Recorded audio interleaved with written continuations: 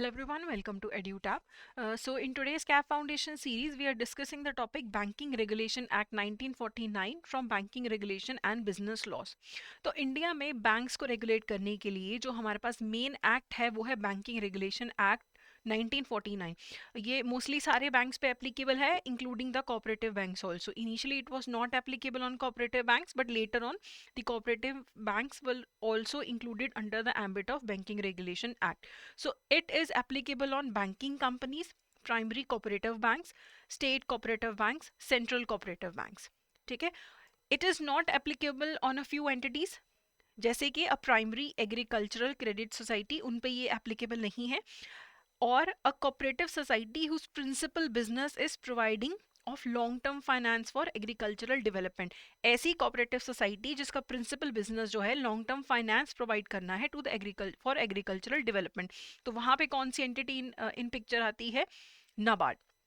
तो ये जो जिन पे नॉन एप्लीकेबल है वहाँ पे कुछ और टर्म्स एंड कंडीशंस भी हैं कि जो ऐसी सोसाइटीज़ हैं वो अपने नाम में या in connection with their business bank, banker या बैंकिंग वर्ड्स जो है वो यूज़ नहीं करती है, and they do not act as a drawee of the cheques. वो चेक्स के ड्रॉई की तरह काम भी नहीं करती हैं. तो इन दोनों एंटिटीज़ पे बैंकिंग रेगुलेशन एक्ट एप्लीकेबल नहीं है, लेकिन उसमें शर्त क्या है? उनके नाम में कहीं भी बैंक, बैंकर, बैंकिंग नहीं आना चाहिए, and they do not act as the drawee of the checks.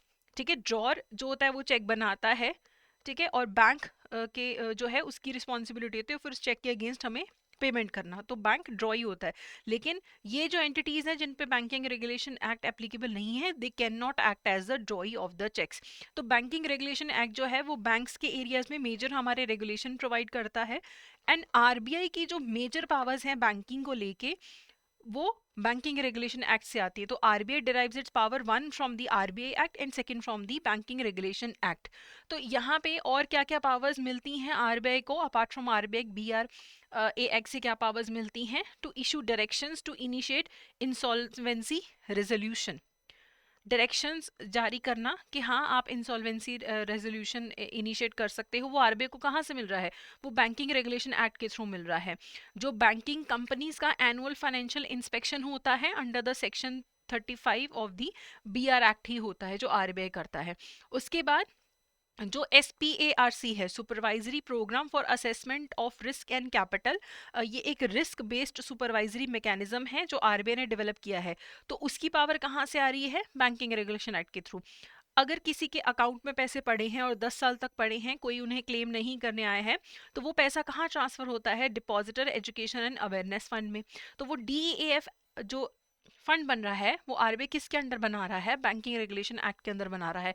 जो आरबीआई के पास पावर्स है to give licence to banks, to regulate share holding, to जो voting rights of share holders के regarding जो भी आरबीआई के पास पावर्स हैं वो कहाँ से आती हैं? बैंकिंग रेगुलेशन एक्ट से आती हैं. जो आरबीआई बोर्ड्स को मैनेज करता है, बैंकिंग बोर्ड्स में अपॉइंटमेंट्स करता है, सुपरविजन करता है, वो कहाँ से करता है? इसी एक्ट के अंडर करता है. Regulate the operations of banks, lay down instruction of audits, उसके बाद मॉरेटोरियम, मर्जर, लिक्विडेशन, जो भी ये आरबीआई की पावर्स हैं वो कहाँ से आ रही हैं? बीआर एक्ट से आ रही हैं, बैंकिंग रेगुलेशन एक्ट से आ रही हैं. It is very important that you have to be particular about this thing कि कौन सी पावर आरबीआई एक्ट से आ रही है और कौन सी पावर जो है वो बैंकिंग रेगुलेशन एक्ट से आ रही है. उसके बाद बहुत सारी पावर्स गवर्नमेंट ऑफ इंडिया के पास भी है बैंकिंग सेक्टर को रेगुलेट करने के लिए. बहुत सारी एरियाज में आरबीआई के अगेंस्ट अपील होती है जो गवर्नमेंट ऑफ इंडिया के पास होती है. So that power is also derive from the banking regulation act and also the RBI act. अब जो मेन ऑब्जेक्टिव है बैंकिंग रेगुलेशन एक्ट का वो है कि एक स्पेसिफिक रेगुलेशन प्रोवाइड करता है ये बैंकिंग बिजनेस के लिए. एक स्पेसिफिक हमारे पास रेगुलेशन है. उसके बाद प्रिवेंट बैंक फेलियर्स प्रिवेंट करता है. कैसे? क्योंकि banking regulation act minimum capital requirements prescribe करता है बैंक्स को. उसके बाद ये इंश्योर करता है कि बैलेंस डेवलपमेंट और ग्रोथ हो बैंकिंग कंपनीज की. ये आरबीआई को बहुत सारी पावर्स देता है to regulate the banking business, and जो हमारे डिपॉजिटर्स हैं उनके इंटरेस्ट को सेफगार्ड करने का काम भी कौन करता है? बैंकिंग रेगुलेशन एक्ट करता है. तो इससे रिगार्डिंग कुछ MCQs कर लेते हैं. विच regulatory body is empowered by Banking Regulation Act to supervise and regulate commercial banks in India. तो बैंकिंग रेगुलेशन एक्ट किसको पावर्स प्रोवाइड कर रहा है to regulate commercial banks in India? Reserve Bank of India को. So B जो है यहाँ पे करेक्ट आंसर है। Which of the following is not within the powers of RBI under the banking regulation act. तो कौन सी power नहीं है आरबीआई के पास under the banking regulation act? Issue licence of new banks, ये है power. Monitor financial health of the banks, ये भी पावर है। अप्रूव मर्जर्स एंड एक्विजिशन, ये भी हमने पढ़ा है। मर्जर्स, एक्विजिशन, लिक्विडेशन, उसके रिगार्डिंग भी आरबीआई के पास पावर है। तो इनमें से कोई भी ऐसा ऑप्शन नहीं है, तो none of the above, D जो है यहाँ पे correct option. Next is which of the following is not an objective of banking regulation act? कौन सा ऑब्जेक्टिव नहीं है? प्रोवाइड स्पेसिफिक रेगुलेशन, ये तो है। Regarding the banking business, prevent bank failures by prescribing minimum capital requirements, ये भी objective है। Ensure balance development and growth of banking business, ये भी है।